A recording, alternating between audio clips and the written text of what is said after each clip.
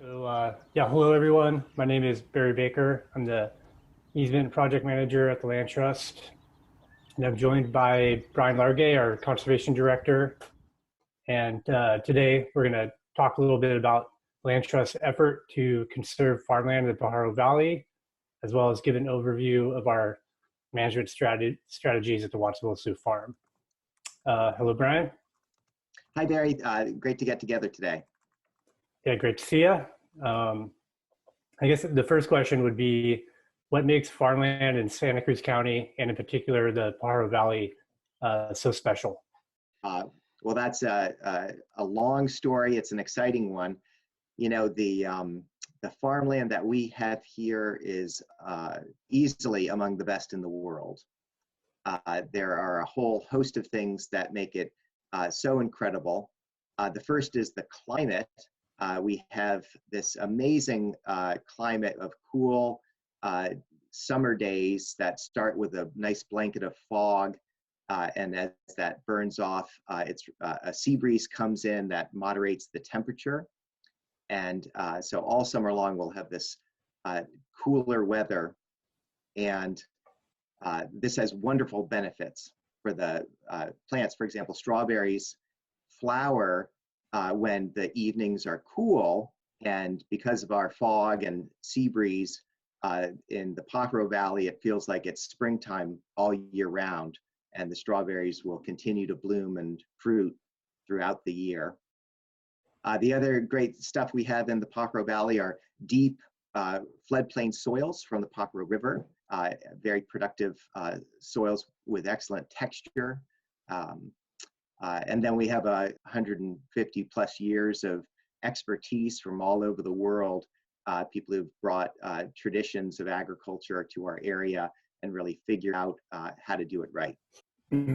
And what sorts of threats does the farmland face? You know, the agricultural industry has a lot of parts to it, and they all need to be working together.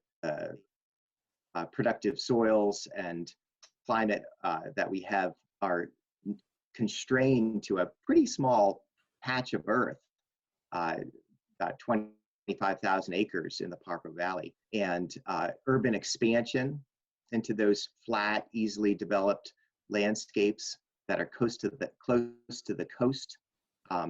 That's a trend that has consumed much of the coastal farmland throughout California, and easily could do the same in our area were it not for land protections. Other threats include using up all the water. Almost all the water in the Pajaro Valley is groundwater, and it's possible for more to be used than replenishes the aquifers through rainfall and infiltration.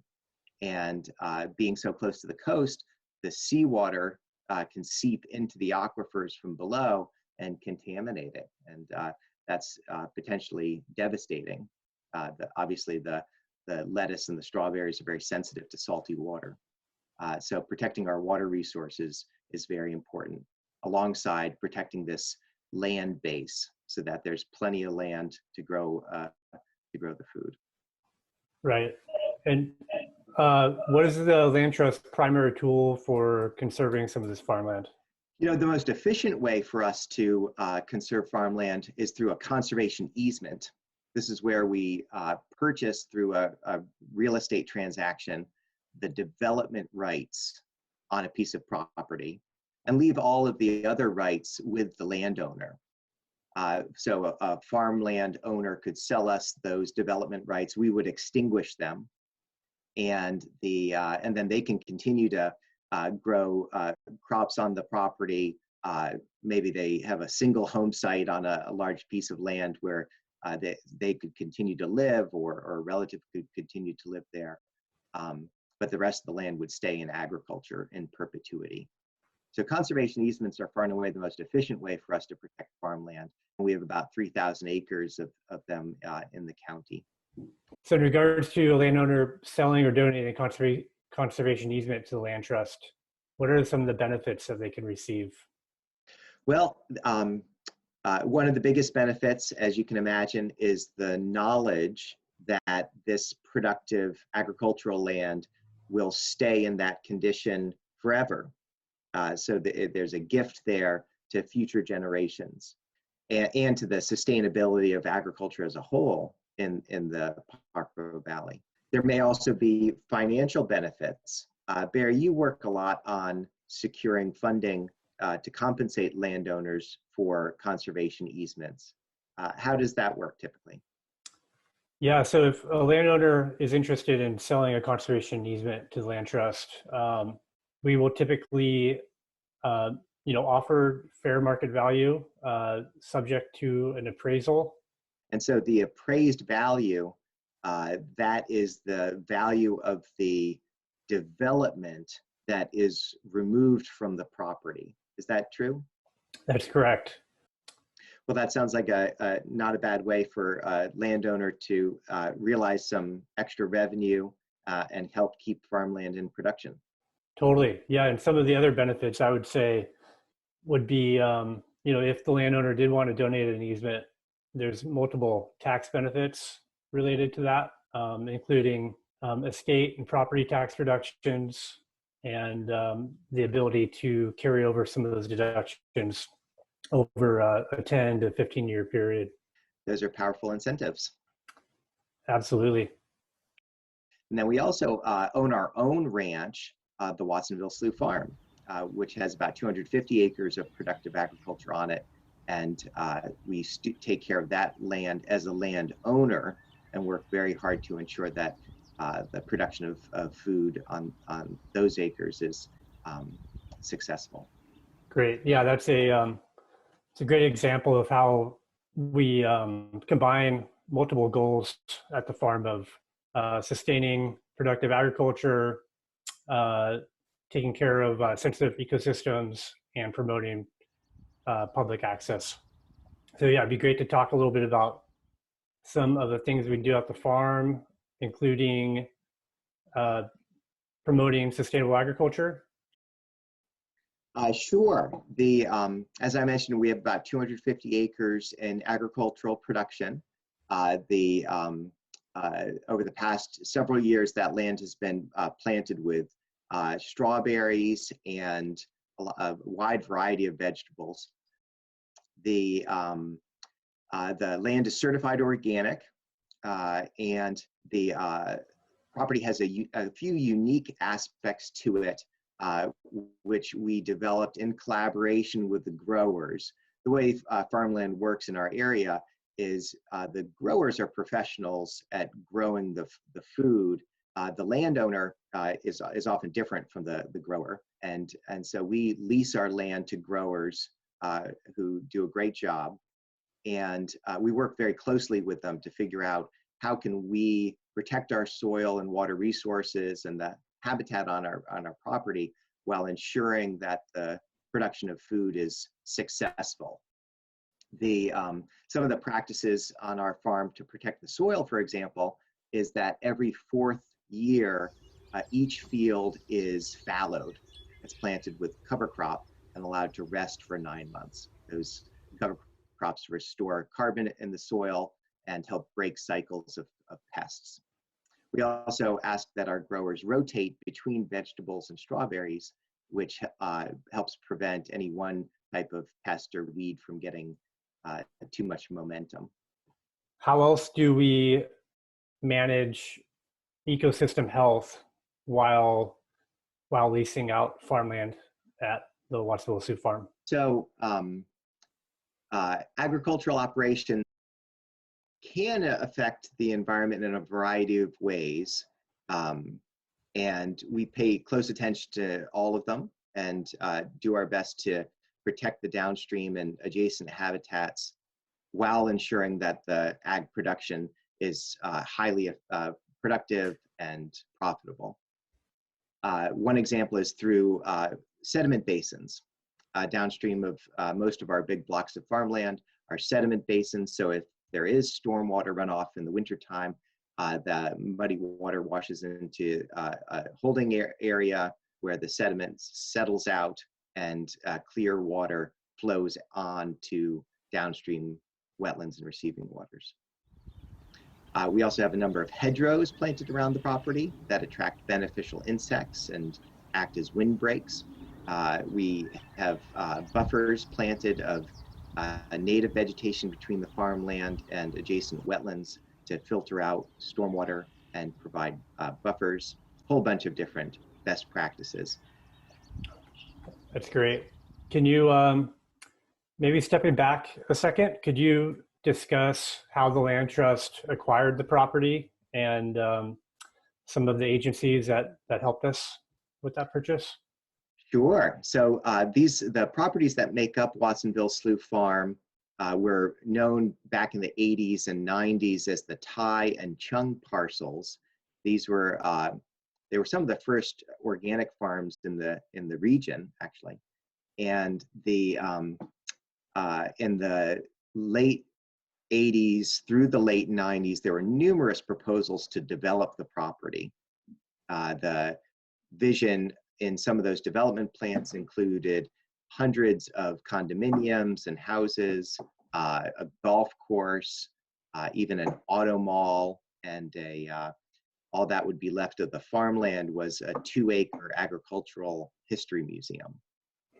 And this was a vision that was not shared by a variety of local entities who teamed up to protect the property. And we all got together as a consortium to protect the property. In the end, the State Coastal Conservancy and Wildlife Conservation Board contributed the bulk of the funding, about $13 million to purchase the property. And the Land Trust became the landowner. We're very grateful for that.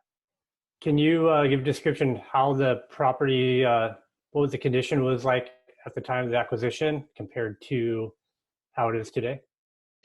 At the time it was purchased, the agricultural lands were well managed, and the farm production was generally quite good. The changes that were made were mostly around the edges. There were about 40 acres of farmland that were very close to wetland areas. It's legal to farm a wetland.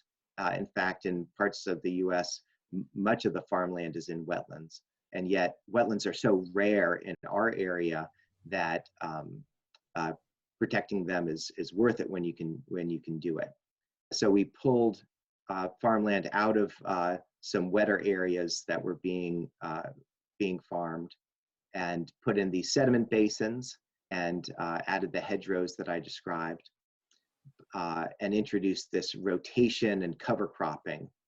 But apart from that, the property prior to our acquisition was operated successfully in vegetables and strawberries and had been for some years. It was one of the first certified organic farms in California. It was back in the late 70s and early 80s when it first came into agriculture. It was farmed organically. And so it never went through a conventional agricultural period where pesticides and synthetic fertilizers were used. Could you give a little description about some of our rare species that can be found on the Watsonville Zoo farm? I know there's red-legged frogs in the ponds, and maybe some of the rare birds that can be sighted out there. Sure. We do have California red-legged frogs. They are a threatened species. It so happens that some of our ponds, some of these historic agricultural ponds on the property, are strongholds for California red-legged frogs. And so we take care of the ones we have, and we've added several more ponds in the hopes that the population will start to spread. Birds on the property are pretty exciting. There's a bird list that was developed over several years by volunteers from the Santa Cruz Bird Club. Almost 220 species seen on the property. Some of the more charismatic ones include peregrine falcon that perch on trees on our property and hunt the wetlands nearby. We also have a nesting pair of bald eagles that I've seen collecting grass, clawfuls or talons full of grass from our restored grasslands and carrying it off to build their nests. We get huge flocks of white pelicans that are very majestic, foraging in the wetlands and then soaring in big groups above. It's a fantastic place to go birding. Great. And do we offer the public opportunities to get out there and check out the birds? You know, we do bird walks several times a year, and we're very excited to develop trails, nature trails, that would allow people to get out there on their own. There's about 250 acres of property that's in agriculture, another 250 that's in pretty good habitat. And so the intention is to put the trails essentially in between the two. Mapping that out, we are looking forward to having about 5 miles of nature trails. These would include a few different boardwalks that would allow visitors to get pretty close to some wetlands and have an up close look at those. We're also collaborating with the city of Watsonville to establish a bike pedestrian path from the high school down to the entrance to the property. So it would be easy for school groups to come in and do a science class or an art class out on the property. Our hope is to open the property to the public in about 2.5 years. In order to do that, we need to go through a planning process, then secure permits and build facilities like a parking area, some restrooms, and the trails themselves. One of the things that's very important to us is to have lots of community input. We care a lot about what people see when they get to the property, how they experience it, and we want the facilities and nature experiences to resonate with the people who live near the property and might go there regularly. So to make sure that that happens, we have scheduled a number of gatherings that were supposed to be hikes. We're going to have hikes to give lots of opportunities for people from the public to take a walk with us on the property and then share their ideas of what would make the place most special for them. And we've been stymied by the social distancing provisions associated with the virus and frustrated that we can't give people that opportunity. So we plan to make some videos available, have an online questionnaire that invites community members to share their perspectives. And then once it's safe and appropriate, if we can, we would love to have very small groups invited to go and explore the property in a safe and sustainable way so that they can give us feedback that's based on experience on the ground. Beautiful. If someone had questions about how they can get involved with some of the trail planning, who should they contact and how should they go about that? So our point person for coordinating community input is named Chris Miranda. He's on our website and you can find his contact information there. You're also welcome to track me down, Bryan.Largay at landtrustsantacruz.org. I can't say enough how exciting a place it is. The farmland is so productive. The produce on the property is in such abundance that on this one farm, enough vitamin C is produced and enough leafy greens are produced that 30,000 people could get a serving of vitamin C and a serving of leafy greens every day of the year. It's a thrill to be able to steward that resource. Exciting to see a future in the Pajaro Valley where agriculture continues forever. And we're really excited to do that side by side with these delicate habitats where we can protect them at the same time that we have agriculture be profitable and productive adjacent to them. And the prospect of getting people out on the property to show this all to them is really exciting.